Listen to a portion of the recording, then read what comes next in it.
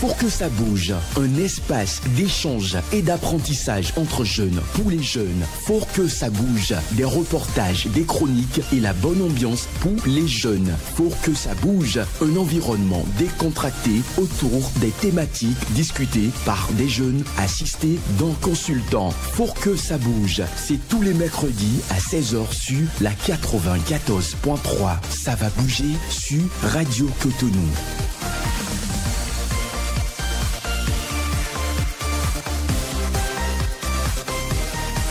Vous êtes à l'écoute de Radio Cotonou. Mesdames et messieurs, merci de prendre ce nouveau rendez-vous de votre émission Faut que ça bouge.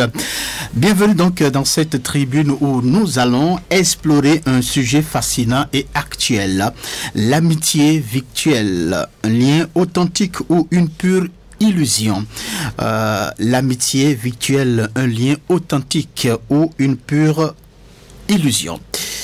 À une époque où les réseaux sociaux, les chats en ligne et les jeux vidéo connectent les individus du monde entier, eh bien, la question se pose. Les liens tissés derrière un écran sont-ils des amitiés authentiques ou ne sont-ils qu'une pure illusion créée par la distance? Ensemble, avec nous, chers auditrices et auditeurs de Radio Cotonou, nous tenterons de comprendre si l'amitié virtuelle peut réellement rivaliser avec les liens humains traditionnels et quel impact elle peut avoir sur nos vies sociales et émotionnelles et surtout celle de la jeunesse. Restez donc avec nous pour une réflexion profonde sur la nature de ces différentes ou de ces formes de relations. Eh bien, pour parler de tout ceci, bien évidemment, je suis dans ce studio avec Bénédicte Yabo Kokode et Basile Wado Chidorou. Bénédicte, bonsoir. Bonsoir Samson. Eh bien, comment vous allez? Je vais très bien et vous? Je vais très bien aussi. Avec vous, comme je le disais, lui la Ponon, Basile Wado Chidorou. Basile, bonsoir. Bonsoir Samson. Comment ça va? Ça va bien. Alors, Bénédicte, il y a un bail. Vraiment, il a un bail, comme on le dit. Et comme on le dit vulgairement, n'est-ce pas? Alors, merci à vous donc de votre présence sur cette émission. La mise en onde de cette émission est assurée par Patrice Bédia et devant nous ici pour la mise en onde Job Chikpe. À nouveau, bonsoir et merci donc de répondre à ce rendez-vous. Au micro principal, je suis Samson Oké. Notre invité, vous allez l'entendre dans la suite de cette émission. Cela étant, je précise bien évidemment que les auditeurs, vous avez la possibilité de participer à cette émission sur les numéros 01 50 52 52 73. Je reprends pour vous 01 50 52 52 73 ou 01 40 11 17 18 01 40 11 17 18. Les appels donc seront reçus à partir de 16h40 minutes. On fait une petite transition et puis on démarre avec la première rubrique.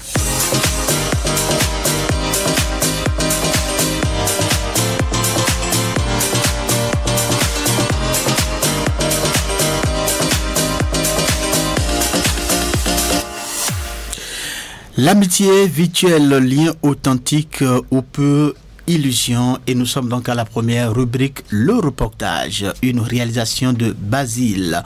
On va donc écouter pour mieux en savoir. À l'aide du numérique, les interactions humaines ont connu une transformation majeure. Les réseaux sociaux et les plateformes de discussion permettent désormais de tisser des liens avec des personnes situées à des milliers de kilomètres. Mais ces amitiés virtuelles sont-elles aussi profondes et authentiques que celles nouées dans le monde réel? Qu'est-ce qui motive ces jeunes à se lier d'amitié avec des personnes qu'ils n'ont jamais rencontrées en personne? L'application Facebook, c'était beaucoup plus pour promouvoir mes produits, puisque je suis pâtissière et restauratrice. Donc l'idée c'est d'avoir beaucoup plus d'amis amis que j'allais transformer en clientèle avec le temps. Moi, je n'ai jamais noué des amitiés exclusivement en ligne. Moi, personnellement, je n'ai pas noué d'amitié exclusivement en ligne. J'ai déjà noué des amitiés sur Facebook et sur WhatsApp. Je ne suis pas souvent à la recherche d'amitié. Ce sont ces personnes qui m'envoient des invitations quand il s'agit de Facebook et sur WhatsApp quand nous sommes dans les mêmes forats. Si ces amitiés semblent enrichissantes, elles soulèvent aussi des interrogations. Peut-on leur accorder la même confiance que les relations traditionnelles? Sont-elles aussi profondes et sincères que celles établies en face à face?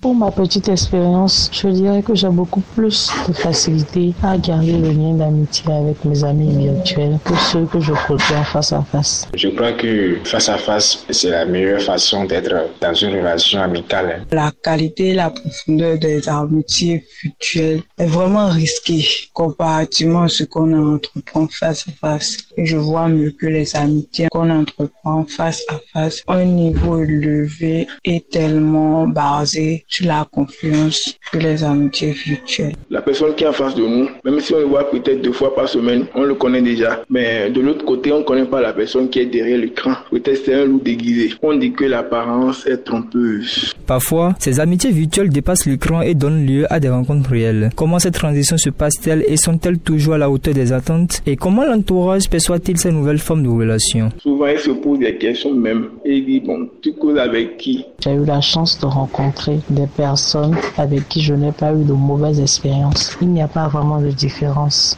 sur ces personnes-là. Ils s'inquiètent souvent, ils se disent, tu vas rencontrer telle personne, quelqu'un que tu ne connais pas, fais attention à toi. Ces gens-là ne sont pas forcément de bonne foi. Beaucoup d'opinions négatives que positives. Je crois que dans la facilité, dans la rapidité des actions, l'amitié virtuelle prime sur l'amitié traditionnelle. Mais moi, je préfère plus l'amitié traditionnelle parce qu'il y a plus d'authenticité là. Les amitiés virtuelles, c'est pour un temps. Or que les amitiés traditionnelles, tu le connais déjà, disons depuis petit, vous avez grandi ensemble, tu connais tel parent de lui, ceci de lui. L'amitié virtuelle est une réalité incontournable qui reflète l'évolution des interactions humaines. Pour certains, elle offre un soutien émotionnel et un moyen d'élargir leurs horizons, tandis que pour d'autres, elle reste fragile et difficile à ancrer dans le réel. Sa durabilité repose sur la sincérité des échanges et la confiance mutuelle. Toutefois, il est essentiel de rester vigilant face au risque de l'anonymat et de préserver un équilibre entre relations en ligne et interactions physiques. Plutôt que de les opposer, il faut les voir comme deux formes complémentaires d'un même besoin humain, la connexion et le partage.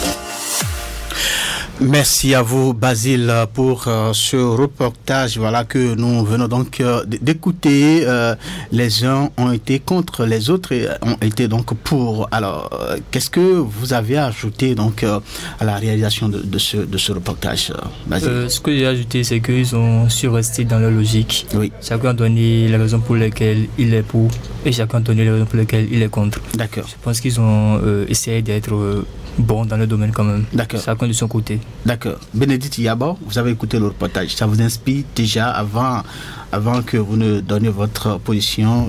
Le reportage vous inspire quoi? Oui, ça m'inspire parce qu'on a dans le reportage 2 avis contradictoires. Oui. Et chacun a défendu son point de vue assez bien. D'accord. Dans une certaine logique assez intéressante aussi. D'accord.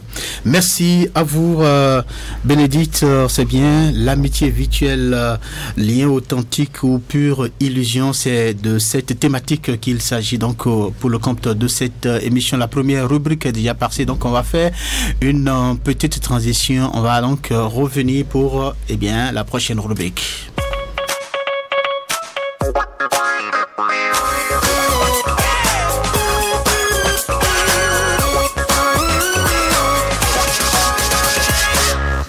Bénédicte Yabo Koupodé, à nouveau, bonsoir. Bonsoir. Alors, vous avez fait le tour de la toile, hein, donc c'est la partie où vous allez nous présenter Que dit la toile.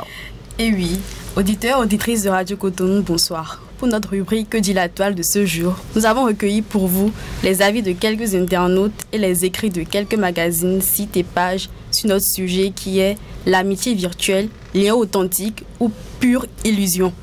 Sur Facebook, maintenant appelé Meta, on peut lire Christiane qui affirme que l'amitié virtuelle n'est pas irréelle. Enfin, c'est ce que je pense, personne n'est obligé d'y croire, mais chaque jour, j'en ai la preuve. Dans une même similarité, on peut également lire respectivement Michel Tolofon et Mervaux à travers les propos suivants. Je préfère les amitiés virtuelles qui partagent les mêmes convictions que moi. L'amitié est un beau sentiment, peu importe qu'elle soit réelle ou virtuelle, ce qui compte c'est la sincérité. Sur le site lebelage.ca, on peut lire Caroline Fortin, qui est une psychologue, à travers son article « Réel, les amitiés virtuelles », qui affirme que sur le plan humain, une amitié virtuelle peut s'avérer enrichissante à plusieurs égards. On y puise du réconfort et de la compagnie. Sur notre site appelé Collier BBF, dans un article bien évidemment qui s'intitule « Amitié virtuelle, est-ce vraiment comme une amitié réelle ?» on peut lire que l'amitié virtuelle peut aussi présenter des risques. L'anonymat trompeur, qui est parfois difficile et ne permet pas de connaître les intentions véritables d'une personne rencontrée en ligne. Le risque de cyber-intimidation. Les interactions virtuelles peuvent exposer à des comportements nuisibles. Dans le même article, quelques précautions ont été proposées pour minimiser ces risques. Vérifiez l'identité de vos amis virtuels, signalez tout comportement suspect ou inapproprié. C'est tout pour cette rubrique et merci pour votre attention. Merci à vous aussi, Bénédicte, pour donc la présentation de cette rubrique. Alors, je reste avec vous et c'est sans transition pour vous demander, est-ce que l'amitié sur les réseaux sociaux, selon vous, est-ce que c'est une illusion ou c'est une réalité? Pour moi, ce n'est pas une illusion, c'est une réalité. Oui, comment et pourquoi? Déjà parce que les réseaux sociaux, c'est une déportation de la vie réelle, mais dans une communauté en ligne. Donc, c'est littéralement pour faciliter aussi les interactions humaines qu'on a dans la vie réelle qu'il y a les réseaux sociaux. Donc, dans la même vie réelle, on peut découvrir de nouvelles personnes, tisser des liens, comme on peut aussi bien le faire en ligne. Donc, du coup, ce n'est pas du tout une illusion pour moi.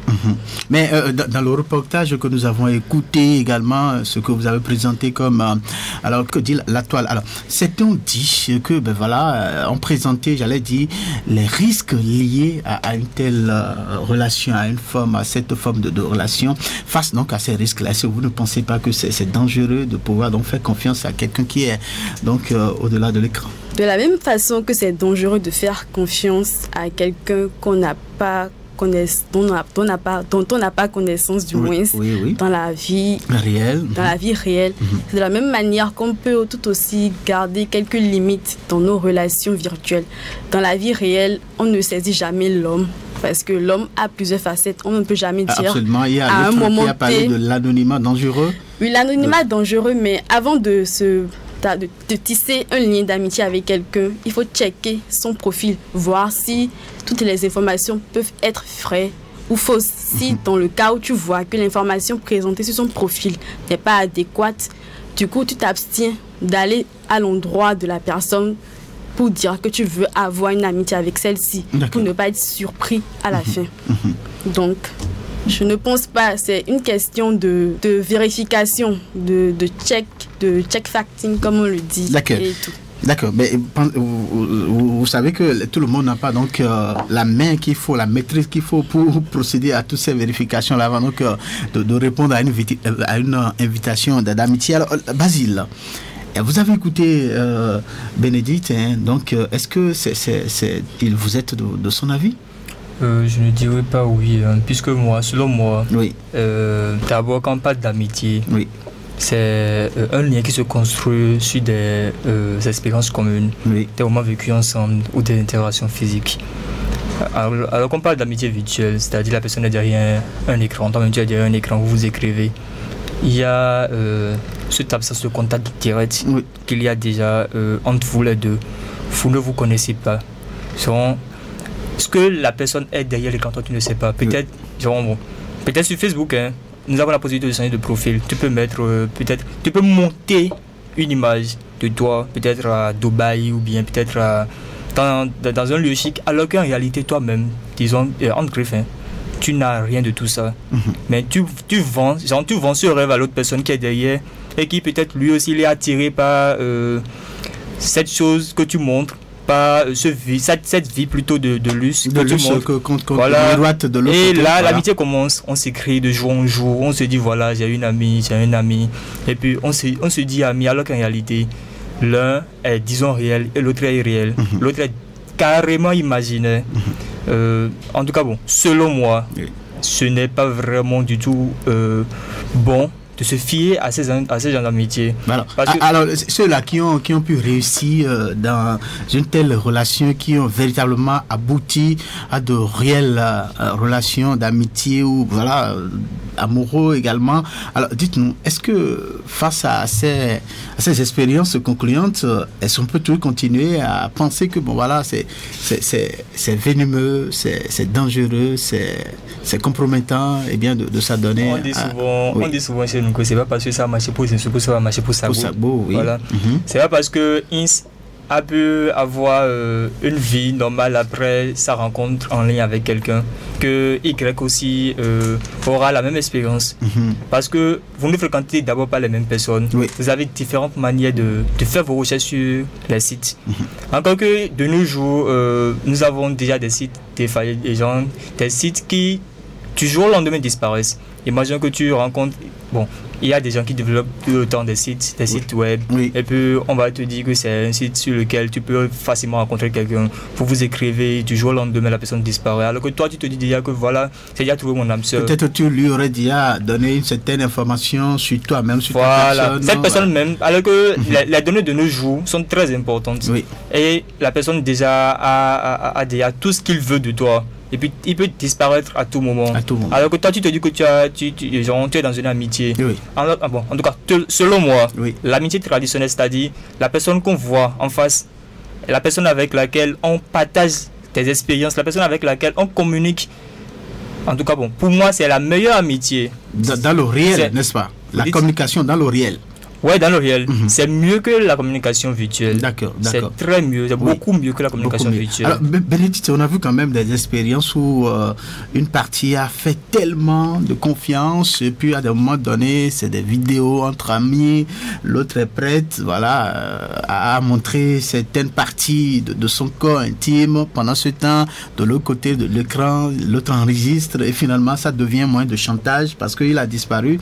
Et puis, on est resté dans le regret total dans des conditions comme ça. Est-ce qu'on peut toujours continuer à faire confiance à ce genre de relations?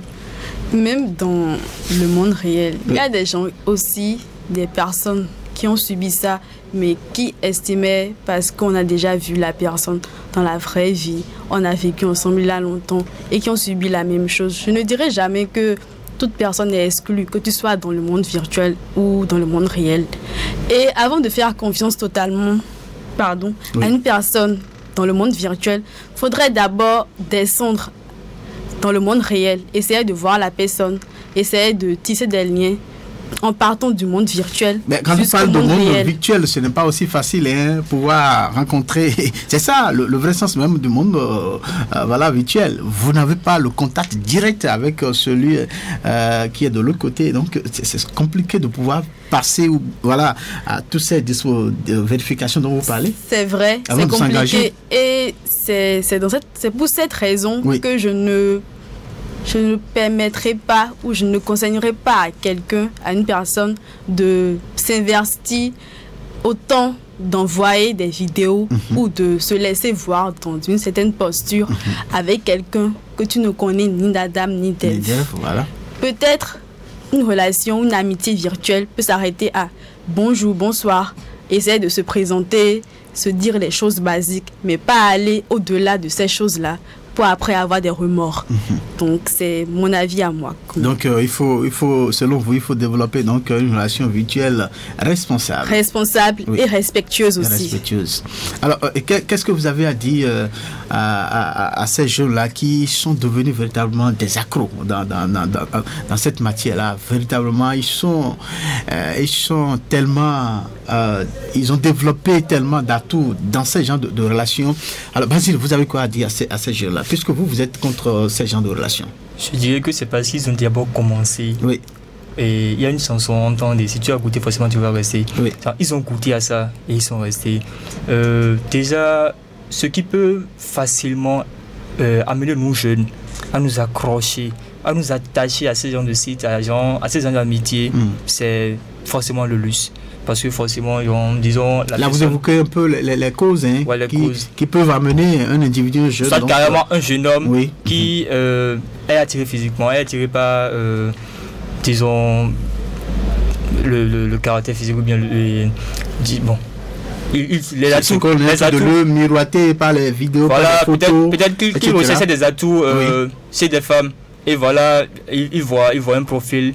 Et puis genre, c'est ce que lui veut, qu'il a vu. Et puis c'est du irréel. C'est du irréel. Peut-être que c'est un homme qui est derrière ça. Oui. Et puis de jour en jour, ils écrivent. Il va se dire, bon, aujourd'hui, il ne va pas écrire avec cette personne-là. Je vais essayer. Mais mentalement, ça ne va pas. Il va forcément écrire. Et de jour en jour. Même si ce n'est pas seulement cette personne, il y a forcément d'autres raisons pour lesquelles il sera forcément accro à ça. Donc, là, bon, si moi, il doit conseiller quelque chose à nous jeunes, c'est de reculer, de faire des pas en arrière. D'accord. Merci à vous, Basile. Selon vous, pas question de pouvoir donc se fier à ce genre de relations que nous appelons virtuelles. Quant à Yabo, voilà, j'ai du plaisir à vous appeler comme ça, Yabo, voilà. Moi-même, j'apprécie énormément. N'est-ce pas? Oui. Alors donc, selon vous, il faut développer ce genre de relations, mais avec un peu plus de responsabilité, n'est-ce pas? Merci à chacun de vous pour ces différentes postures. On va poursuivre cette émission, cette fois-ci avec notre consultant qui est déjà confortablement installé dans nos locaux. Alors, il a pour nom André Alihonou. Monsieur Alihonou, bonsoir. Bonsoir, monsieur Samson. Oui, comment vous allez? Ça va bien, action de grâce. Très bien. Vous êtes un habitué de cette émission, n'est-ce pas? Bien évidemment. Néanmoins, il faut quand même vous faire connaître. Absolument, merci à vous aussi pour votre disponibilité. Yes. Alors, vous êtes psychologue clinicien. Oui. On va s'arrêter là. Vous avez beaucoup de casquettes, mais là, on va s'arrêter là, n'est-ce pas? Bien sûr, voilà. C'est mieux comme ça. Ok, merci donc une fois encore de votre disponibilité, votre présence. Vous avez écouté les différentes rubriques avec nous dans le cadre donc de cette émission, le reportage qui est passé. Alors, que dit la toile? L'autre rubrique également, le débat qui s'est installé tout à l'heure entre Yabo et Basile. Alors, je voudrais d'abord vous demander, selon vous, quand on parle de l'amitié virtuelle, qu'est-ce qu'on peut comprendre? Eh bien, merci beaucoup pour le sujet qui est d'une actualité, j'ai envie de dire, qui fait beaucoup de dégâts, entre guillemets, surtout dans la jeunesse. D'accord. Dans notre jeunesse d'aujourd'hui. Oui. Pour d'abord répondre à la question, permettez-moi de donner 2 exemples vécus récemment.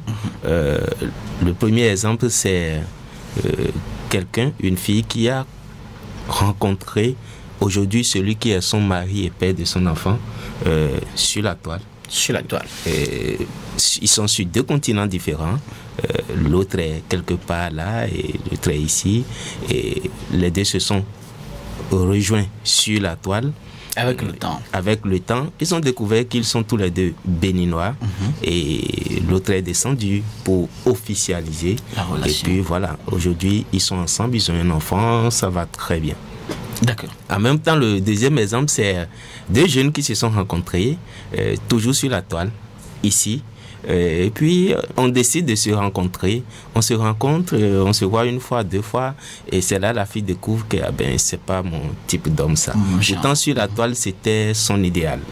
Et elle découvre que c'est pas son type d'homme. Et 1, 2 rencontres, elle découvre que le monsieur, il est trop sale. Ce qui ne peut pas exposer sur la toile. Sur la toile, on ne peut pas voir qu'il est sale. Et donc, pour ne donner que ces 2 exemples, pour dire, mes 2 débatteurs, Basile et Yabo, ont fait le tour de la question. Oui. On vraiment fait le tour de la question. Il faut le reconnaître. Sur la toile, moi, ce qu'on va appeler amitié, pour moi, c'est une prise de contact. On apprend à se connaître. Et elle a bien dit, il faut rester dans la mesure. Parce que, oui, il peut arriver, Basile l'a dit, vous allez connaître, quelqu'un peut avoir la chance. C'est-à-dire, cette relation les 2 peuvent être sincères au départ. D'accord. Mais si vous avez la malchance qu'il y a un qui est malhonnête dans sa prise de contact, dans sa relation, qui n'est pas honnête, qui n'a pas les mêmes objectifs que vous, parce que quand on va chercher un réconfort, entre guillemets, sur la toile, c'est que quelque part, on va mal. Il y a un manque. Il y a un manque. D'accord. Dans le physique, dans la relation, j'ai envie de dire physique ici, c'est qu'il y a un manque, il y a un problème. Et c'est pour ça que je dis, ça fait beaucoup de dégâts aujourd'hui chez les jeunes. D'accord. Parce que la démission des parents, le repli sur soi, l'intolérance à la frustration auquel, j'ai envie de dire les échecs, les ruptures, tout ce qui aujourd'hui devient vraiment très problématique pour la jeunesse, pousse les jeunes à se replier de plus en plus sur la toile et dans ces genres de relations. Alors, vous êtes en train d'évoquer aussi les causes, ce qui peut amener un individu à pouvoir donc décider de créer des relations via donc Internet. On va y rester pour dire. Alors, quelles seraient donc les causes réelles qui peuvent amener un individu, au lieu de tisser sa relation avec ceux avec qui il est dans le réel, décide donc d'aller chercher alors ces genres de partenaires sur les réseaux sociaux. C'est ce que j'étais en train de dire tout à l'heure. Donc, cette part, on va y rester, mais cette fois-ci de façon plus la première partie qui est la démission des parents, qui pousse ces jeunes-là à se replier davantage sur démission des parents. Mais il faut noter que ils sont accrochés, attirés facilement par toute la communication, toute la facilité qu'offrent les réseaux sociaux, pour ne pas dire la toile. Parce que, pourquoi tu te fatigues à apprendre alors qu'en une semaine, tu peux devenir riche? Pourquoi tu te fatigues à aller vers une fille alors que ici, tout de suite, on peut se voir nu? Donc, il y a tellement de facilités qu'on offre aux jeunes et la communication étant intense, on va appeler ça un peu du conditionnement. Si je vais dans nos jargons psychologiques, on va dire les jeunes sont tellement conditionnés qu'ils n'ont que ça à réfléchir. À force de l'intensité avec laquelle l'information vient, la régularité avec l'information vient, ils finissent par y croire que c'est la réalité et la vie se trouve là. D'accord. Alors que ils l'ont dit, quel que soit ce que vous allez vivre sur la toile, si vous voulez rendre ça formel, il va falloir vous rencontrer. D'accord. Et quand vous allez vous rencontrer, c'est là que vous allez vous redécouvrir. Parce que tout ce que vous avez fait sur la toile, vous allez constater qu'en fait, en réalité, c'est vrai, il parle bien, mais sa manière de me fixer là ne me plaît pas. Sur la toile, vous n'allez pas remarquer ça. C'est vrai, il parle bien, mais il hausse un peu trop la voix. Moi, j'aime quand on parle un peu plus calme. De l'autre côté de l'écran, peut-être il touche un peu trop, mais derrière l'écran, il ne va pas te toucher en te parlant. Donc, il y a de petites choses dans la vie réelle qui vous permettent de voir vraiment ça peut aller entre nous. On peut être amis. Et quand on parle d'amitié, c'est quelqu'un avec qui vous partagez tout. Il vous connaît, vous le connaissez, vous partagez jusqu'au secret. Je ne parle pas de camaraderie, je ne parle pas de copinage. Vous parlez de l'amitié. De l'amitié, au vrai sens du mot. Quand je parle de copinage, je n'entendais pas que ce soit petit ami, non. C'est pas de ça, de sens figuré. Oui. Mais ici, je pense que sur la toile, oui, il peut arriver une fois sur 100 qu'il y ait des amis, de vrais amis. Quelqu'un qui a la chance de rencontrer quelqu'un, peut-être sur la toile, après ils deviennent amis, pas derrière, ou ils se sont connus vite, rapidement, compris de contacts, et avec les contacts, les échanges, ils sont devenus beaucoup plus amis sur la toile. Donc, les deux réelles causes qui poussent les jeunes aujourd'hui à aller vers ça et à rester dedans, c'est un peu ça, la démission des parents qui ne sont pas là, mais aussi le conditionnement que toute la communication qu'il y a la forte communication autour des réseaux, la facilité qu'on offre aux jeunes pour leur dire, ici, la vie est facile, tout est facile. Le jeune, il a de l'énergie, il a envie de se réaliser rapidement, et là, c'est immédiatement, c'est tout de suite. Et il a besoin d'une fille, il clique sur le bon, il y a une fille qui est disponible derrière. Pourquoi aller courir après une fille qui va faire son malin, qui va dire invite-moi, je n'ai pas le temps, maman m'a envoyé, etc. Alors, monsieur Aliron, dites-nous, peut-on vraiment ressentir de l'amour ou de l'amitié par écran interposé? Oui, ça dépend de la manière. D'abord, vous êtes venu, émotionnellement, vous étiez dans quel état en rencontrant la personne? D'accord. Et comment la personne vous a écouté? Donc, le retour que la personne vous renvoie peut vous accrocher. ça peut susciter en vous de l'émotion, du respect, ça peut susciter en vous de l'attirance et tout ça. Et peut-être à la suite va naître l'amour, la considération que vous avez pour cette personne-là, le fait d'entendre sa voix, la manière dont ça vous rassure et tout ça, et puis vous allez vouloir pousser plus loin. Oui, ça dépend de comment est-ce que la personne vous écoute, comment vous la voyez disponible. Et là, je dis encore, c'est parce que vous avez besoin de cette écoute. C'est parce que vous êtes dans un manque et que autour de vous physiquement, vous n'en trouvez pas. Et donc il faut aller... Et quand vous trouvez quelqu'un, que ce soit sur pas un écran interposé, vous ne voyez pas l'écran. Vous voyez ce qu'il vous dit, l'assurance. Vous voyez le bien-être qu'il vous apporte, l'épanouissement qu'il vous apporte. C'est ce que alors on va évoquer très rapidement les conséquences de ces genres de relations et après on revient pour parler un peu de ses avantages, parce que pour commencer, vous avez donné 2 exemples qui illustrent exactement donc, la thématique. Alors, on va parler, donc, je le disais, des inconvénients de ces genres de relations. Selon vous, quels sont les inconvénients qui pourraient être dressés donc, sur le chemin de celui-là qui s'aventure sur ce genre de chemin de relations virtuelles? J'ai envie de dire souvent, ce sont des inconvénients, pour ne pas dire des effets. Là, on reste dans les inconvénients. Oui, des effets irréversibles sur la vie de l'individu. Parce qu'on l'a dit tantôt, la plupart, c'est des gens qui recherchent un réconfort, qui ont vu un manque, qui ont quitté ou qui fuient un manque et qui vont chercher un nouveau monde, entre guillemets, si je peux parler comme ça. Et voilà qu'il s'est livré totalement. Et comme on le voit sur la toile, souvent, on met sa nudité au vu au su de tout le monde. On livre ses secrets au jour, on dit ça reste encore. Donc, cet individu, sa vie sera totalement anéantie. Et vous constatez avec moi de plus en plus de suicides dans la classe de la jeunesse, de plus en plus de dépression chez les jeunes. On dit, mais il a quel problème pour en arriver là? Il ne peut pas vous rencontrer. Peut-être.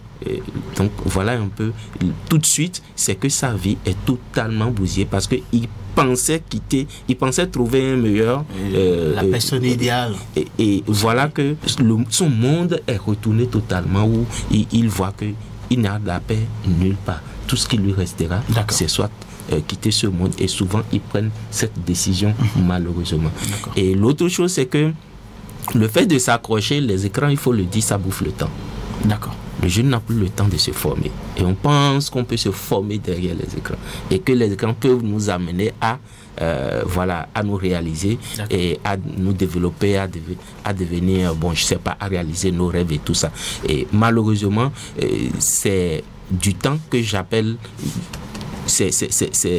L'écran devient un bouffetant pour le jeune qui n'a même plus le temps de se former et d'être utile pour sa communauté, de pouvoir développer son potentiel, ce pourquoi il est venu au monde, ce qu'il a que l'autre n'a pas, même s'ils sont jumeaux. Et malheureusement, il inhibe cela, ça tue cela en lui jusqu'à ce qu'il n'ait plus la capacité même de pouvoir faire quelque chose. Et l'autre, pour finir, l'autre grand inconvénient, c'est que il est coupé totalement de la vie sociale. D'accord. Autant dans sa famille que même, j'ai envie de dire, dans la société, dans la communauté. Et ça va être très difficile pour lui d'avoir des relations sociales, d'avoir une famille, d'aller vers une attention aux membres, ça va plus suffire, parce que derrière l'écran on peut tout dire, mais vis-à-vis comme ça il y a des contraintes, et il y a des retenues, et il y a une règle sociale, un code social qu'il faut respecter, que l'écran ne brise en quelque sorte. Et ce monsieur n'a pas été éduqué à cela, ou cette fille n'a pas été éduquée à cela. Elle a été totalement coupée de cela pendant un bon moment. Donc, quand elle va faire semblant, ou il va faire semblant de revenir, la société va pas le reconnaître tout de suite. Et le temps d'adaptation, pour lui, est encore un temps de rejet. Et donc, ça le coupe totalement de la vie sociale. Et voilà un individu qui... D'accord. Mais merci à vous. Vous avez donné une illustration tout à l'heure de 2 personnes qui se sont connues via donc, les réseaux sociaux. Mais finalement, aujourd'hui, on peut concrétiser les liens et qui vivent véritablement ensemble et qui vivent une vie de couple du réel. Voilà. Alors, dites-nous, on va partir donc de cet exemple-là pour évoquer un peu les avantages liés à ces formes de relations dont nous sommes en train de parler. Et comme on l'a dit, c'est des circonstances qui vous réunissent, que ce soit dans la vie réelle ou dans la vie virtuelle. Oui. C'est des circonstances particulières qui vont vous réunir. La première des choses, c'est posez-vous plusieurs questions avant. Et quand vous vous posez plusieurs questions, tout dépend de votre engagement, de la manière dont vous prenez la chose au sérieux. Donc, l'engagement que vous mettez, le sérieux que vous y mettez, mais avant toute chose, il faut se fixer des règles et respecter ces règles dès le départ. D'accord. Pour que ça réussisse, pour cet exemple que j'ai donné, c'est qu'ils avaient conscience dès le départ qu'ils ne se connaissaient pas, mais qu'ils vont apprendre à se connaître progressivement. Et voici, il serait possible de se mettre ensemble. Et ça a duré, je crois, 1 ou 2 ans. Je peux le dire, l'autre était en Côte d'Ivoire, l'autre était aux États-Unis, mais ils ont pu se connaître. D'accord. Et ils ont pu se voir quand ils ont estimé tous les deux, eh bien, on est assez resté derrière l'écran. Est-ce qu'on peut physiquement se voir? Et quand ils se sont vus, comme ils ont eu le courage d'être vrais l'un avec l'autre et envers soi-même, alors ça facilitait leur contact social. D'accord. C'est ce qui a permis la réussite de leur de leur relation. C'est pas que cette relation s'est déroulée sans accroc, non. Absolument. Il y a eu des problèmes, mais ils ont su surmonter tout ça parce qu'ils ont pris, ils se sont fixés, quand bien ce soit derrière l'écran, ils se sont fixés des objectifs et ils ont tracé un cadre ensemble qu'ils ont su respecter. Ils avaient des référentiels qu'ils arrivaient à regarder ensemble. D'accord. Maintenant, le deuxième exemple, c'est que c'est ce qui nous arrive souvent. Les jeunes se sont précipités. D'accord. On s'est connus, ça n'a pas fait 1 mois, on s'est vu, et puis bon, voilà. On a fait des promesses tout de suite de mariage, de vie, de ci, de ça. Or, chacun avait son objectif. La fille, par exemple, avait son objectif de voyager sous peu. Le monsieur avait son objectif de se remarier, de se refaire un couple. Vous voyez qu'ils sont totalement opposés. Opposés. Diamétralement. Voilà. Et donc tout de suite, quand vous voyez physiquement, c'est que chacun cherche à remplir son objectif. Or, si vous aviez un objectif commun, vos efforts vont concourir pour que l'objectif soit commun. Ils ne se sont pas écoutés en fait. Ils n'ont pas pris le temps de se connaître, de voir qu'est-ce que je peux prendre ici, qu'est-ce que je peux donner ici. Chacun est venu chercher quelque chose. Et malheureusement, la majorité des relations virtuelles aujourd'hui sont inscrites dans ce registre, le deuxième exemple.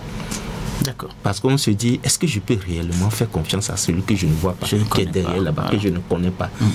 Tous ceux qui sont engagés dans une relation virtuelle, de cette manière viennent toujours dire, je ne te connais pas, on va apprendre à se connaître. D'accord. Et ça, il faut reconnaître cette réalité. D'accord.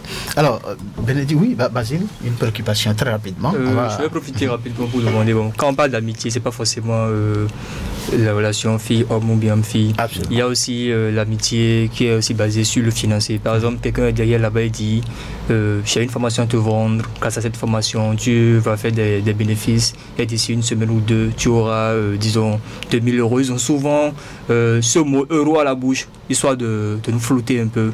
Maintenant, je vais vous demander, qu'est-ce que vous nous conseillez en tant que jeune? Qu'est-ce qu'on peut faire dans ces cas, dans ces situations-là? C'est pas que vous seul, hein. Même à moi-même, ça arrive souvent. L'ANAC, et nous tous, on sait qu'aujourd'hui, c'est le mode d'enrichissement le mieux prôné et qui s'avère, entre guillemets, légal parce qu'on voit tout ça, on accepte et on passe dessus, quelles que soient les règles qui sont mises en jeu. Il faut vraiment réfléchir. Voyez, qu'est-ce que vous y gagnez? Parce que pour que je puisse te proposer une affaire, il faudrait déjà que je sois, qu'on ait un contrat, qu'on ait un partenariat, qu'on sache que vous êtes capable de faire l'affaire pour moi. Mais comme ça se dit souvent, je suis transitaire ou je suis importateur, j'ai des choses, conteneurs au port et c'est toi qui dois passer. Tout de suite, il faut être vigilant, il faut savoir que on ne devient pas riche. On va s'arrêter là par rapport à la réponse à cette préoccupation parce que là, on parle donc de l'amitié donc, sur les réseaux sociaux. la question qu'il évoque, c'est une autre thématique que nous allons, avec le temps, évoquer dans le cadre d'une autre émission. On va permettre à nos auditeurs de participer à cette émission, de poser des questions ou donc d'apporter des contributions via les numéros 01 50 52 52 73 ou 40 11 17 18. Là, Patrice Béja va leur permettre donc de rentrer en connexion avec nous pour bien évidemment participer à cette émission. Les numéros, c'est bien 01 50 52 52 73 ou 01 40 11 17 18. Nous parlons donc de l'amitié virtuelle, lien authentique ou pur illusion. C'est de cela donc qu'il s'agit pour le compte de ce jour. Alors, je pense que la ligne est déjà ouverte, et donc nous pouvons déjà donc recevoir les appels. Alors, en attendant, Bénédicte, vous avez une préoccupation tout à l'heure. Oui, j'ai une préoccupation. Oui. Le psychologue a parlé tout à l'heure de la démission des parents. Oui. Et parfois, il y a des parents qui sont assez investis, qui cherchent à avoir un lien étroit avec leurs enfants, à être là pour eux, à discuter, pour qu'il n'y ait pas un manque, pour les emmener à dévier ou aller vers d'autres choses. Est-ce que dans ce cas où l'enfant, malgré toute cette attention de ses parents, est-ce qu'on parlera toujours d'une démission des parents? Il y a un adage qui dit trop, c'est comme s'il n'y en avait pas. Donc, quand soit vous n'êtes pas là, soit vous êtes envahissant, ça donnera le même résultat. Donc, quand vous êtes là, dans la mesure, ça marche. Et c'est-à-dire quoi? Les parents qui, oui, il arrive. Je ne peux pas dire que le fait d'aller sur la toile, c'est que la démission des parents. Mais comprenons que soit vous êtes démissionnaire, l'enfant peut aller vers. Et soit vous êtes trop envahissant, vous contrôlez trop sa vie. En tant que parent. En tant que parent, l'enfant peut aller vers. Maintenant, il y a aussi l'écoute de ses pairs, les camarades. Tout ce que tout le monde fait. Voilà une jeune fille qui est dans sa classe et toutes ses camarades ont des amis virtuels. Et elle a aussi un portable. Elle voudra avoir la curiosité. Elle voudra essayer. Malheureusement, elle va être poussée encore et encore. Et c'est pour elle qui va être le mauvais exemple ou la mauvaise expérience. Et donc, il y a aussi le fait de vouloir imiter ses copains, ses camarades. Et l'idée ici, comme vous l'aviez dit, que le parent fasse confiance à son enfant. Et pour que, quand c'est comme ça, on dit souvent, c'est les jeunes qui sont cachetières. Ayez confiance et venez vers votre parent. Dites-lui, j'ai rencontré Jacques sur la toile, on cause bien. Donc, je suis avec Jacques. Jacques, papa te dit bonjour. Ça va quand même limiter un peu. Bon, c'est des choses que vous n'allez jamais faire. Voilà. Mais sous d'autres cieux, ça se fait. Les enfants ont développé ce genre de moi, je peux témoigner avec ma fille, oui. Je suis au salon avec papa. Tout ce que et puis tout de suite, tu es avec ton papa, tu es sûr que c'est ton papa, vous êtes... Mais je suis avec mon papa là. Et ça fait que la discussion qui devait durer 30 minutes dure 10 minutes. Voilà. Parce qu'il n'a plus grand-chose à dire. Voilà. Alors donc, nous sommes à l'étape où nous pouvons recevoir donc, des appels hein, sur le numéro 01 50 52 73 ou 01 40 11 17 18 pour participer à cette émission, poser des questions ou donc apporter des contributions pour mieux comprendre la thématique. Hein. L'amitié virtuelle, lien authentique ou pure illusion. Nous parlons donc de l'amitié virtuelle, lien authentique ou pure illusion. Avec notre consultant, on a quand même exploré les différents aspects donc de cette thématique-là, le côté néfaste de la chose et bien évidemment le côté positif, c'est bien ça. Oui. Monsieur Alikhounou, en attendant, vous pouvez déjà commencer par apporter quelques approches de solutions, de conseils, voilà, à l'endroit de ces jeunes-là qui aujourd'hui sont accros, voilà, donc dans ces genres de relations sur les réseaux sociaux. Oui, c'est d'abord, il faut reconnaître que les réseaux sociaux, l'écran aujourd'hui remplace ou est en train de rivaliser avec la rue d'hier. Hier, les parents avaient peur que notre cercle d'amitié nous corrompt. Quitte à l'éducation, la bonne éducation entre guillemets qu'ils nous ont donnée. Aujourd'hui, c'est les amis dans une certaine mesure physique, mais plus les réseaux sociaux et tout ce qu'il y a sur les écrans qui aujourd'hui constitue le danger pour l'éducation de votre enfant. Mais la chance, c'est que il faut continuer par faire confiance à son enfant. Oui. Il faut continuer par lui donner des responsabilités. Il faut continuer par discuter avec. Là, vous vous adressez aux parents. D'abord aux parents. Continuez par discuter et ne pas y aller, j'ai envie de dire, de façon frontale. Il ne faut pas rentrer en guerre pour parler terre à terre avec l'enfant parce que vous voyez qu'il est trop sur les réseaux sociaux, etc. Il faut toujours argumenter votre position, amener l'enfant à comprendre dans son propre intérêt pourquoi il devrait diminuer son temps sur les réseaux sociaux. Oui. Et l'enfant va adhérer parce que vous lui avez donné à la base une bonne éducation. Quand vous vous affolez, l'enfant prend la victoire et il avance avec. Maintenant, pour les enfants, pour les jeunes, c'est pour dire aucun parent n'est mauvais et aucun parent ne va orienter son enfant dans, j'ai envie de dire, une mauvaise direction. D'accord. Donc, apprenez à faire confiance à vos enfants, à vos parents, plutôt qu'aux amis, plutôt qu'aux virtuels. La preuve, quand vous souffrez, quand vous êtes déçu sur le plan virtuel, sur les réseaux sociaux, vous revenez à vos parents. C'est ça. Et donc, il faut d'abord, ne jouons pas aux médecins après la mort. Faisons d'abord confiance aux parents. Ne pensons pas qu'ils sont dépassés, parce que c'est aussi ça. Les jeunes se disent, papa n'est pas très connecté. Maman, non, c'est pas son temps. Et ils n'avaient pas ça le temps. D'ailleurs, c'est moi qu'ils appellent pour t'entendre. Mais posez-leur des questions comme pour savoir, vous allez voir qu'ils auront des réponses à vous apporter. Ils vont vous orienter, ils vont vous aider dans vos choix. C'est vrai que certains parents un peu rigoureux font que les enfants sont réticents. Réticents, rester ouverts envers.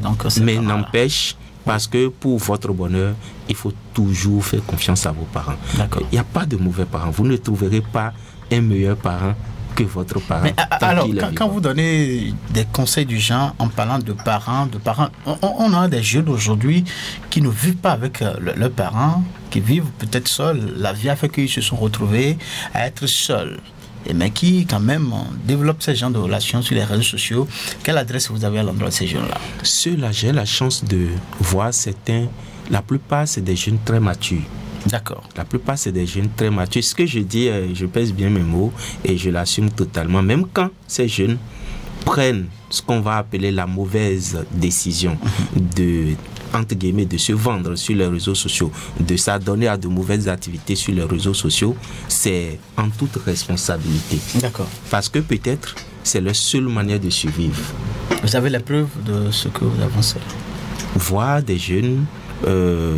entre guillemets, filles prostituées, voire entre guillemets, jeunes, gaïmans, cybercriminels, qui ne s'adonnent qu'à ça, c'est des jeunes qui ont conscience du danger, qui savent que ce qu'ils sont en train de faire, ce n'est pas la bonne manière, mais qui ont décidé, parce que c'est la seule manière pour eux, en ce moment précis de décision, c'est la seule option pour pouvoir survivre.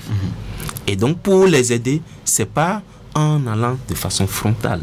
Il faut leur apporter le manque à gagner. Quand vous lui dites, laisse cette vie, quelle est la nouvelle que vous lui proposez? Ce manque à gagner là. C'est toujours l'environnement. C'est toujours, ils ont une famille. D'accord. Ils sont dans une société. Il y a un État qui est responsable d'eux. Il y a des institutions au Bénin. Donc, quand nous sommes tous responsables de tout ça. Oui. Donc, quand nous voyons ça, avant de lui dire, quitte là, qu'est-ce qu'on lui propose de meilleur? Et c'est là que le problème se situe. Quand on a des institutions ou quand on a des outils, pour ne pas dire, on a un cadre de prise en charge, d'accompagnement bien structuré, adapté aux besoins du jeune, je pense qu'il réussit toujours à s'en sortir. Maintenant, il y a des jeunes qui, entre guillemets, j'ai envie de dire, pas caprice, parce qu'il y en a, pas caprice ou par manque d'éducation ou qui, juste pour quand même faire mal à leur environnement, à leurs parents ou par curiosité, vont vers ces décisions aussi. Et s'y plaisent, peut-être par facilité aussi. Donc quand c'est comme ça, ces jeunes, ils ont besoin d'être éduqués. D'accord. Mais toujours mettons devant son intérêt, son propre intérêt. Et quand il voit que son intérêt est vraiment supérieur à tout ce que vous êtes en train de lui proposer, forcément, il rentre dans le jeu. Dans le jeu. Alors, est-ce que vous pensez que de nos jours, vu l'évolution donc de la technologie, de la communication, la forte communication dont vous avez parlé tout à l'heure, est-ce que vous pensez que c'est inévitable ce genre de relation? C'est comme si vous me demandez si on peut éviter aujourd'hui d'être stressé. Oui, je ne peux pas éviter les éléments stressants autour de moi. Oui. Donc, on ne peut pas demander aux jeunes de faire comme si tout ce qu'il y a comme avantage communicationnel aujourd'hui autour de lui n'existe pas. D'accord. Mais il peut avoir un contrôle sur tout ça. D'accord. C'est-à-dire à commencer par d'où la question de responsabilité. Voilà. D'accord. La première chose, c'est le temps de commencer. Il n'y a que lui qui peut limiter son temps à passer devant les écrans. D'accord. D'accord. Les parents ont beau dire tout ce qu'ils vont dire, il n'y a que lui qui va être vrai avec lui-même pour dire, si je dis à mes parents que je ne passerai qu'une heure devant les écrans, je ne vais pas passer une heure devant eux et derrière passer 3 heures. D'accord. Merci à vous, monsieur Ali Khonou, pour ces différents conseils. Alors, Basile, c'est la fin de cette émission. Un mot en 1 seconde pour conclure. Moi, je dirais juste que... Très rapidement. Nous jeunes, lorsque nous sommes derrière les écrans, lorsque nous sommes sur les réseaux sociaux, essayons juste de nous concentrer sur ce qui nous amène vraiment sur les réseaux et de ne pas nous fier aux illusions que nous montrent les réseaux sociaux. D'accord. Merci. Alors, Yabo, même question. Voilà. Moi, je dirais juste de faire preuve de responsabilité et d'être conscient et de mesurer les relations qu'on a tissées et tout. D'accord. Alors, M. Alikhonou, c'est la fin de cette émission. Votre mot de conclusion, très rapidement. Merci beaucoup en 1 seconde pour l'invitation une fois encore. Oui. Et je dirais aux jeunes qui sont actuellement, j'ai envie de dire, un peu victimes de la dépendance aux réseaux sociaux, courage à eux, mais surtout d'exprimer, d'extérioriser leur douleur, et d'aller vers des professionnels, d'aller vers les parents. D'accord. Merci à vous, M. Alikhonou. Vous êtes psychologue clinicien. C'est donc dans cette logique que nous avons invité sur cette émission pour être notre consultant. Merci aux auditeurs et auditrices de Radio Cotonou qui nous ont reçus chez eux. Je le rappelle, c'est Patrice Beya qui est resté à la partie technique. Job Chikpe a assuré la prise d'image. Je suis resté en compagnie de Basile et Yabo Bénédicte. Merci aux autres. Rendez-vous pour la prochaine émission, c'est le mercredi à la même heure et sur le même plateau. D'ici là, portez-vous bien. Au revoir.